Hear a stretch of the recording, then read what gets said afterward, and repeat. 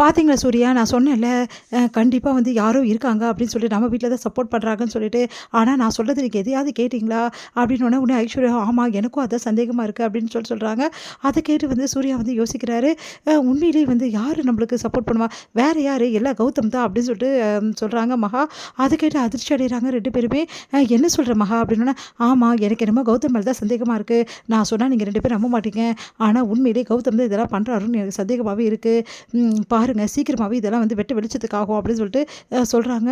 ஐஸ்வர்யா யோசிக்கிறாங்க. அதே மாரி சூர்யாவும் யோசிக்கிறாரு. அடுத்த நாள் கௌதம் என்ன பண்றாரு, இத விடவே கூடாது. இவங்கலாம் வந்து இதே மாரி பண்ணிட்டே இருந்தாங்கன்னா, கண்டிப்பா வந்து மதன பிடிச்சிடுவாங்க. அதுக்குள்ளேயும் வந்து இவள எப்படியாவது வெளிய ஏத்தணுமே, என்ன பண்ணலாம் அப்படின்னு சொல்லிட்டு யோசிக்கிறாரு. சரி ஒரு நாடகம் போட்டா தான் வேலைக்கு ஆகும் அப்படின்னு சொல்லிட்டு அப்படியே குடிச்சிட்டு வந்து அப்படியே வந்து எல்லார் முன்னாடியும் வந்து நாடகம் போடுற மாரி பண்றாரு.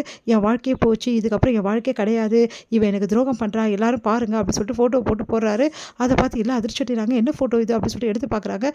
பார்த்தீங்களா, இவ எவ்வளோ ஒழுக்கம் கெட்டவன்னு சொல்லிட்டு, இவ கூட என்ன வாழ சொல்றீங்களா? இதுக்கப்புறம் இவ எனக்கு தேவையில்ல. இவள வெளிய அனுப்புங்கன்னு சொல்லிட்டு பிரச்சனை பண்றாரு. எல்லாருமே வந்து எவ்வளோ சமாதானப்படுத்த முயற்சி செய்றாங்க. ஏன்டா இப்படிலாம் பண்ற? அவளாம் அப்படிப்பட்டவளா இருக்க முடியாதுடா. பார்த்துக்கல ஃபோட்டோவ அப்படின்னோனே, உடனே கூட சேர்ந்து வந்து கௌதமோட அம்மா சித்ராவும் என்ன பண்றாங்க, பார்த்தீங்களா இப்படிப்பட்ட மருமகள தான் என் வீட்டுக்கு கொண்டு வந்திருக்கீங்க. என் புள்ள வாழ்க்கையே நாசமா போச்சு. அவ்வளோதான் என் புள்ள வாழ்க்கை. அதுக்கப்புறமாவது என் புள்ள வாழ்க்கைய நான் காப்பாத்திக்கணும் அப்படின்னு சொல்லிட்டு சொல்றாங்க. இங்க பார்றா உன் முடிவு தான்டா என் முடிவும். அவ தேவையில்லடா உனக்கு அப்படின்னு சொல்லிட்டு அவங்களும் எல்லாம் முன்னாடி சொல்றாங்க. அத கேட்டு வந்து செமையா டென்ஷன் ஆறாங்க பாட்டி எல்லாருமே. என்ன நினைச்சிட்டு இருக்கீங்க நீங்க? உங்க இஷ்டத்துக்கு முடிவு எடுப்பீங்களா? அப்படின்னு சொல்லிட்டு இருக்காங்க. சூர்யா வந்து எவ்வளோ சொல்லி பார்க்குறாரு. இங்க பாரு கௌதம் அர்ஜென்ட் படாத எதையுமே தீர விசாரிச்சு தான் பண்ணோம். உங்களுக்கு தெரியாது ப்ரோ என்ன நடக்குதுன்னு சொல்லிட்டு. உங்களுக்கு தெரிஞ்சா இப்படிலாம் பண்ணியிருக்க மாட்டீங்கன்னு எனக்கு தெரியுமே.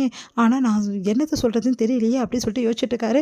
உடனே வந்து மகா வந்து சொல்லுங்க எல்லாரும் முன்னாடி அப்படின்றாங்க. அதுக்கு வந்து அமைதியா இருக்காரு சூர்யா. அத பார்த்துட்டு மகா டென்ஷன் ஆயிடுறாங்க. நீங்க என்னதான் நினைச்சிட்டு இருக்கீங்க? அக்கா பத்தி என்ன வேணாலும் பேசுவீங்களா? இந்த ஃபோட்டோலாம் போய் உண்மை கிடையாது அப்படின்னா, நீ என்ன பேசுவ? உன் அக்காவுக்கு ஏத்த மாதிரி பேசுவ அப்படின்னு சொல்லிட்டு கௌதம் சொல்றாரு. உடனே ஐஸ்வர்யா செமையா டென்ஷன் ஆயிடுறாங்க. யார பார்த்து என்ன வார்த்தை சொல்றீங்க? ஃபோட்டோ பார்த்து உங்க பொண்டாட்டி வந்து முடிவு பண்ணிடுவீங்களா எப்படிப்பட்டவன்னு சொல்லிட்டு. எப்படி இப்படிலாம் சொல்லுவீங்க? நீ வீட்டை விட்டு வெளியே போ. இதுக்கப்புறம் இந்த வீட்டில் உனக்கு இடம் கிடையாது. நான் கூட வாழ விரும்பல. அதெல்லாம் நான் போக முடியாது. நான் போக முடியாதா?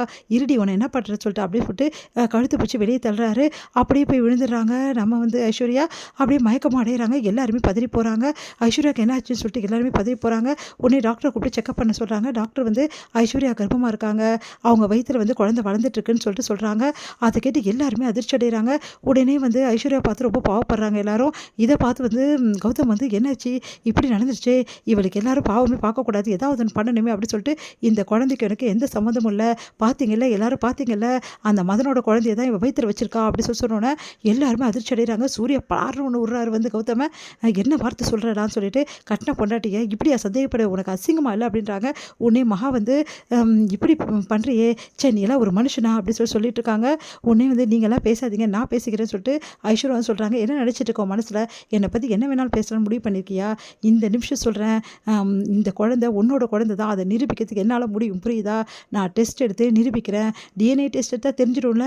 அப்போ உனக்கு தெரியும்ல இது குழந்தை யாரோட குழந்தைன்னு சொல்லிட்டு. இந்த நிமிஷம் நான் சொல்கிறேன், நான் வந்து பொய் பேசுவேன், பிரச்சனை பண்ணுவேன். ஏன் எவ்வளோ வந்து நகைக்கும் பழக்கம் ஆசைப்படுது. இந்த கல்யாணத்தையும் நான் பண்ணிக்கிறேன். ஆனால் அதெல்லாம் ஒரு பக்கம் இருந்தாலும் நான் ஒன்றும் ஒழுக்க கெட்டவ கிடையாது புரியுதா? எங்கள் வீட்டில் ஒன்றும் அப்படி என்ன ஒன்றும் வளர்க்கலை. அதனால் இந்த நிமிஷம் சொல்கிறேன், நான் டெஸ்ட்டுக்கு தயாராக இருக்கேன். நீ தயாராக இருக்கியா அப்படின்னு அப்படியே அதிர்ச்சி அடைகிறார் கௌதம். உடனே தாத்தா வந்து அவள் தான் டெஸ்ட்டுக்கு தயாராக இருக்கேன்னு சொல்கிறாளேப்பா அப்புறம் என்ன? இங்கே பார் கௌதம் தேவையில்லாத பிரச்சனை பண்ணாத புரியுதா அப்படி சொல்லிட்டு திட்டுறாரு. உடனே வந்து தாத்தா அது வந்து நீ அமைதியாக இருப்பா, கொஞ்ச நாள் அமைதியாக இரு, ஐஸ்வர்யாவுக்கு நல்லபடி குழந்தை பிறக்கட்டும், எதுவாக இருந்தாலும் அப்புறம் பார்க்கலாம் அப்படி சொல்லிட்டு தாத்தா சொல்லிடுறாரு. அதனால் கௌதம் என்ன பண்ணுறது திரும்ப தவிக்கிறாரு.